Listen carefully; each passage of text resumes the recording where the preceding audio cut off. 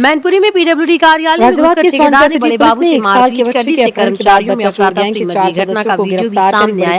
मैनपुरी के पीडब्ल्यूडी कार्यालय में बुधवार को ठेकेदार ने बड़े बाबू को कुर्सी से खींचकर पीटना शुरू कर दिया। दोनों के बीच मारपीट होती देख वहां अन्य कर्मी घबरा गए। बीच बचाव कर किसी तरह से दोनों को अलग कराए कोतवाली में तहरीर देकर कार्रवाई की मांग की है। आदिशासी अभियंता निर्माण खंड तृतीय के कार्यालय में तैनात बड़े बाबू बबलू कुमार बुधवार की शाम को विभाग के कार्य कर रहे थे, तभी वहां राधा रमन रोड आवास विकास का रहने वाला ठेकेदार आ गया। बबलू से पूछा कि उसका बिल भुगतान के लिए दे दिया है। बबलू ने कहा बिल अंतर की जांच के लिए अवर अभियंता के पास है। उतना सुनते ही ठेकेदार बौखला गया और बबलू को जाति सूचक गालियां देने लगा। मना करने पर बड़े बाबू को कुर्सी से खींचकर कार्यालय में पीटना शुरू कर दिया। कार्यालय में बड़े बाबू को पिटता देख अन्य कर्मियों में अफरा-तफरी मच गई। साथी कर्मियों के बीच बचाव किया। इस बीच ठेकेदार ने बबलू को जमीन पर गिरा दिया। किसी तरह से कर्मियों ने दोनों को अलग किया। की दुकान में काम कर रहा था। उक्त घटना के बाद बबलू ने कोतवाली पहुंचकर तहरीर दी। कार्यालय में घुसकर हमला करने वाले ठेकेदार पर कार्रवाई की मांग की है। बच्चे फारिस को अपहरण कर बेचने की योजना बनाई। वो ऐसे गैंग को जानता था जो बच्चा खरीदने बेचने का काम करते हैं। उन्होंने शामली में मैरिज ब्यूरो चलाने वाली स्वाति से संपर्क किया। स्वाति ने मुजफ्फरनगर में मैरिज ब्यूरो चलाने वाली संध्या से उनका संपर्क कराया। दोनों महिलाओं ने चोरी हुए बच्चे का पहले व्हाट्सएप के माध्यम से फोटो मंगाया। इसके बाद पड़ोसी के बच्चे का अपहरण किया।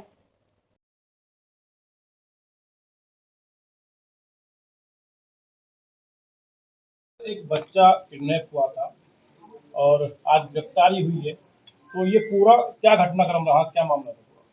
देखिए, दिनांक 4/8/25 को थाना टोलिका सिटी पर एक सूचना प्राप्त हुई थी कि एक वर्ष के बच्चे का बेचने के उद्देश्य से अपहरण हुआ है।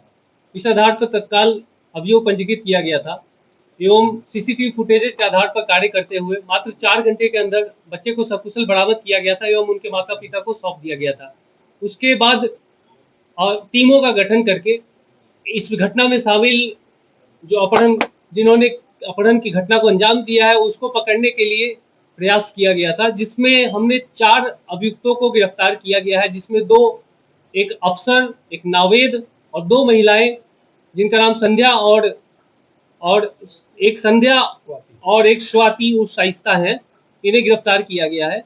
इनसे और भी जब पूछताछ की गई है तो ये जानकारी मिली है कि यह एक चाइल्ड ट्रैफिकिंग का रैकेट है, जिसको आप चाइल्ड अडॉप्शन रैकेट भी बोल सकते हैं।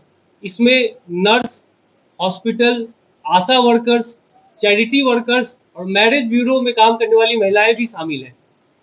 यह एक तरह से सप्लाई और डिमांड पूरा करने का काम करती है, जिसमें जो ऐसे जोड़े शादीशुदा जो नवजात शिशुओं को गोद लेने की तलाश में होते हैं, उन्हें सोशल मीडिया के माध्यम से अलग अलग बच्चों को उपलब्ध कराया जाता है, लेकिन इनका उपलब्ध कराने का तरीका अवैध है।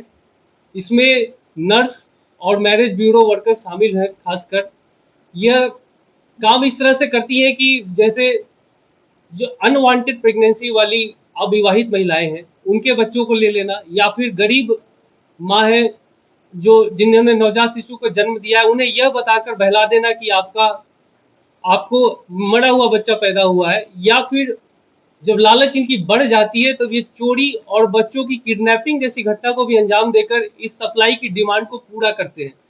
और फिर सोशल मीडिया के माध्यम से व्हाट्सएप ग्रुप और व्हाट्सएप से डायरेक्ट संपर्क करके अपने जो इस पूरे नेटवर्क में जो शामिल गिरोह में सदस्य हैं उन्हें भेजते, बच्चे की फोटो भेजते हैं और फिर उनकी एक प्रोफाइलिंग की जाती है।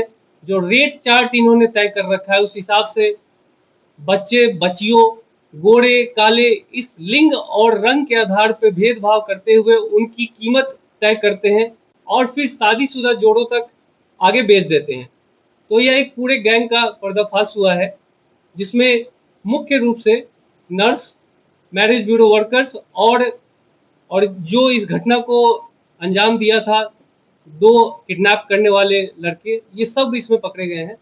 नर्स अभी फरार है, उस पर भी हम आगे कार्य कर रहे हैं।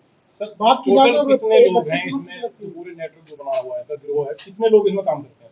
देखिए, जैसे तैसे हम इसमें घुस रहे हैं, ये काफी बड़ा गिरोह है, इस पे ये कार्य काफी बड़ा है। अभी तक हमने इसमें 4 अभियुक्त और अभियुक्ताओं को गिरफ्तार किया है और भी इसमें जो शामिल लोग हैं उन पर हम मोबाइल नंबर्स और तमाम सर्विलांस के हिसाब से उस पर हम पहुंचने का प्रयास कर रहे हैं। अब तक इन्होंने कितने बच्चे मतलब इस तरीके से किडनैप कराए हैं या फिर चोरी कराए हैं, कितना इसमें अब तक आपके पास जानकारी आई है?